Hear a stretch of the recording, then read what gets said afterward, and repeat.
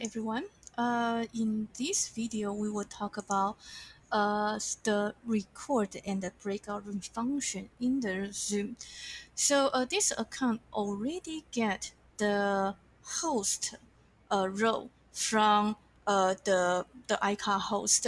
So maybe the chair will leave this room after you get this role. So then you need to do everything by yourself. Then what uh, what what you need to do in the beginning of the in the meeting.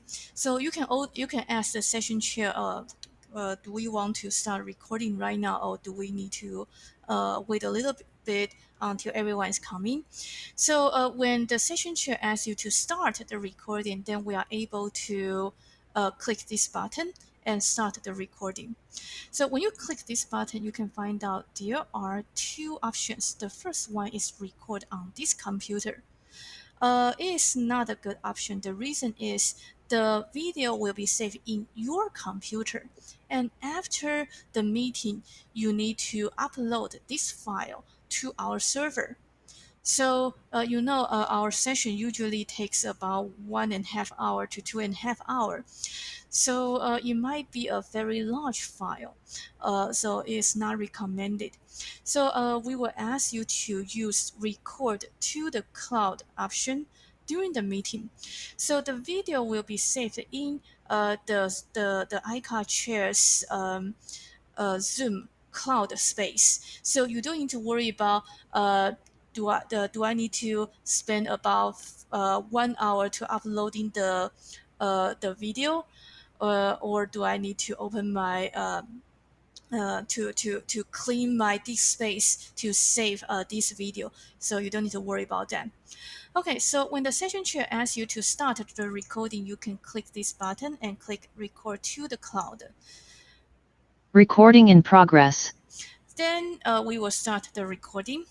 And maybe during the meeting, the session chair will ask you to pause the recording, or maybe the presenter doesn't want to be recorded when they are talking about some sensitive topics. Then you are able to pause the recording by clicking this button. Recording stopped.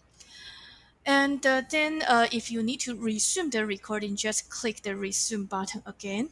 Recording in progress. And in the end of the meeting, then the session chair will ask you to stop the recording. Then you can click this button. Recording stopped.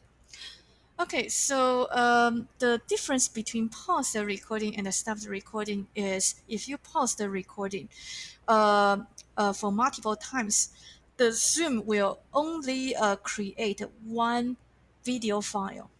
However, if you stop the recording and start the recording again and stop the recording, it will generate multiple video files. So if you are hosting a session, it is recommended you to pause the meeting, pause the recording in the middle of the meeting, not stop the recording, because we don't want to have multiple small clips, movie clips in the end.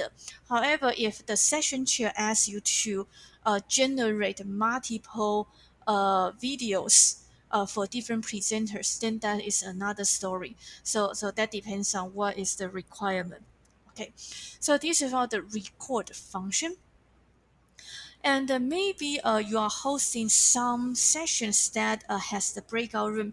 For example, the discussion session, the presenters uh, will introduce their research in the very beginning, but then we will ask the presenters to go to different breakout room, and the other participants are able to join any breakout room they want.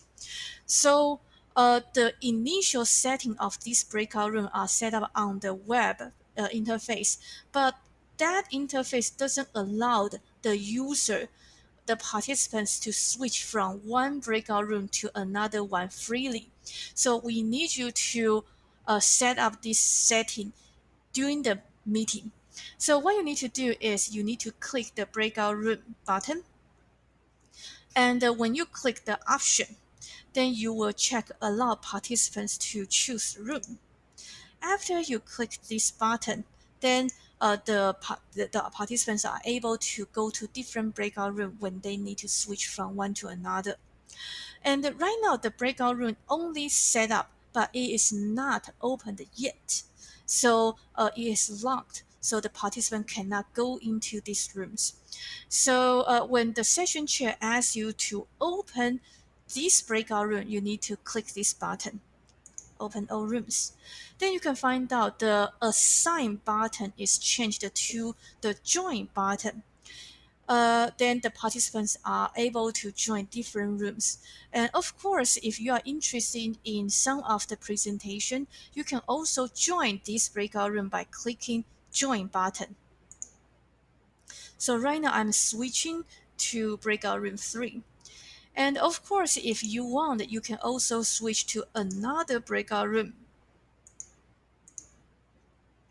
So I'm switching to breakout room 6. And you are able to go in back to the main session by clicking the leave room. So I'm switching back to the main session. Okay, so maybe the session chair will ask you to send a warning message to all the participants when the meeting is almost closing. So in this case, you need to send out a broadcast message. When you need to send the broadcast message, you need to open the breakout room window. You can close it if you need it, but you need to, if when you need to send the broadcast message, you need to open this window and click broadcast message to all. Then you are able to send the message here. So I can say the meeting will be ended in 5 minutes, and then click broadcast, and this message will be delivered to all the participants. And then the session chair might ask you to close all the breakout room. When you close the breakout room, the participants in the breakout room will have 1 minute to leave this room. So in this case, they can decide they want to leave the room earlier or wait until this countdown. So you can close all the rooms, and then the participants will coming back to the main session.